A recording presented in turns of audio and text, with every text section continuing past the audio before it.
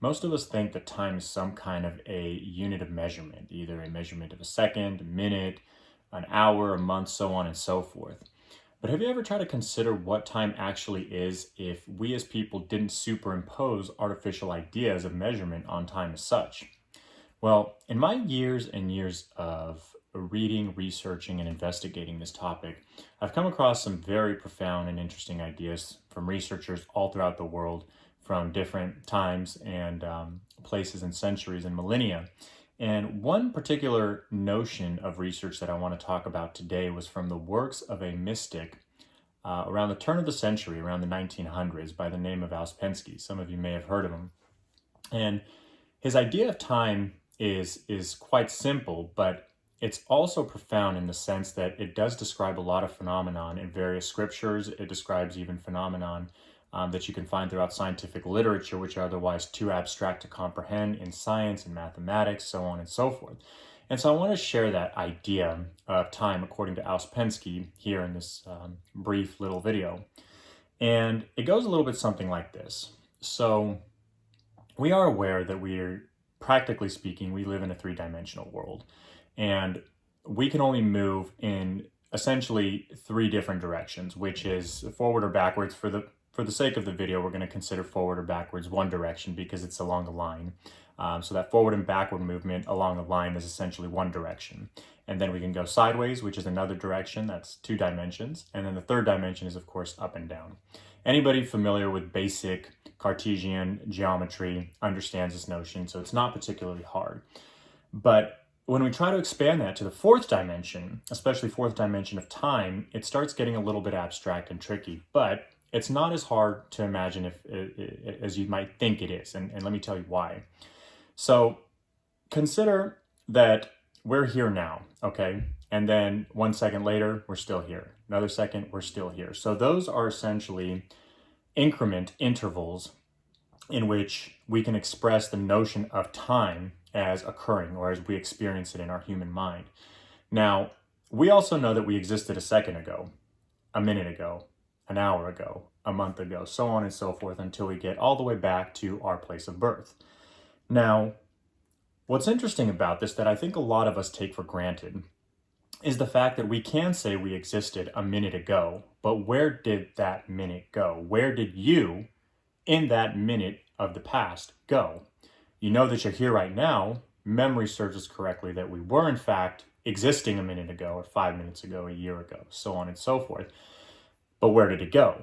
Because if I told you, or asked you rather, to pull up, go back to that minute, or go back to that year, you couldn't do it. In your head you could, but physically you couldn't take your body back to that place where you were a minute ago or a year ago. Well, it suggests that in that context, that time is really just another dimension according to the three dimensions of space and time, or rather, space in this case. Because we know that we existed some time ago. We know that we existed a minute ago and 5 minutes ago and so on and so forth. And we know we're going to exist sometime in the near future, at least for the next couple of seconds, next couple of minutes, probably some of us, most of us, the next couple of days, next couple of months, so that we know that we have this duration, this measurement, this dimension, if you will, which is time, which is the fourth dimension, that we exist on a different plane in conjunction with these three planes of physical dimensions that we experience on a day-to-day basis. Now, here's where it gets kind of interesting. So with that idea about representing yourself or imagining yourself as these increments of both the past and the present and the now, try and do this as a mental exercise, as a contemplative exercise. Envision yourself as you were, say, 5 minutes ago, and then 1 day ago, and then a year ago, and maybe sometime when you were a child. So we have 4 increments of measurement. And now try to superimpose those together, and what kind of an image would you get? It's quite crazy, right? It's a little bit abstract, and for the most part, it's very difficult for people to really even think like this because most of our thoughts are always individual thoughts. They're instantaneous thoughts. We as humans generally can't have comprehensive thoughts in terms of multitude of actions, meaning that we can't comprehend things simultaneously. We can only comprehend things as intervals sequential intervals essentially. But if I were to ask you to envision two events happening simultaneously, it's pretty tricky for most people. Now this is where it gets kind of cool.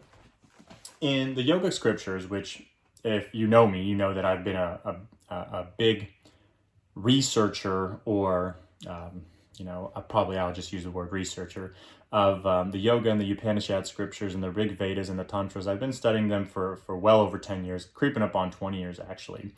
And this concept that I just described is essentially what the notion of the linga sharira in Tantric Buddhism is about. It's essentially your energy body. And it is the fourth dimension of your being, because this is a physical being. This is the one that we're used to animating and experiencing throughout our day-to-day world.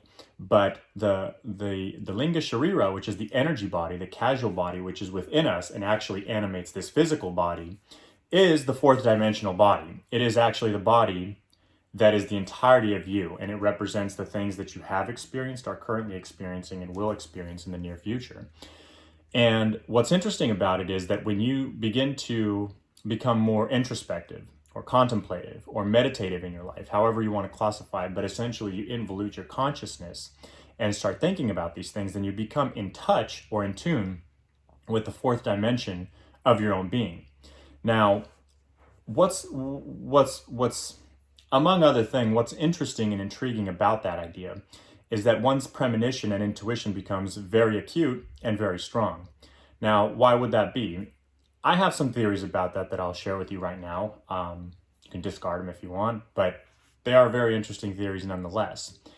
If time is indeed a continuum where things are, for the most part, predetermined, but they're not absolutely predetermined, but they're heavily predetermined based off of certain causalities, which general relativity essentially states, then if our consciousness through meditation, so on and so forth, starts attuning to this fourth dimension, then it's not unreasonable to assume that it could actually see things that are going to happen in the future, because all you're really doing is shifting your attention, your consciousness from what happened in the past, which we can't locate, but we know that happened, to things that have happened in the future, which will probably happen based off of the causality of the past. So let me leave you with this, guys. I'm going to leave you with a little challenge that I think will be fun for you guys to entertain. When you're alone or when you're in some place of peace and quiet, try to do this. Try to envision yourself as you are now, and then simultaneously envision yourself as you were, say, a year ago. Same place, same time. So you're trying to envision two simultaneous events happening concurrently. It's a challenge, but when your mind becomes accustomed to thinking like that, something happens to your being where you start being able to experience multiple things at the same time. And in my opinion, this is kind of the foundation of where ideas of superconsciousness come in, that the human mind, or even yourself and the human consciousness, can experience with a tremendous amount of practice. But that's for another video. I don't want to get too deep or too convoluted from the subject. This was just a brief introduction of the abstract notion and the quintessential nature of time. Hope you enjoyed it.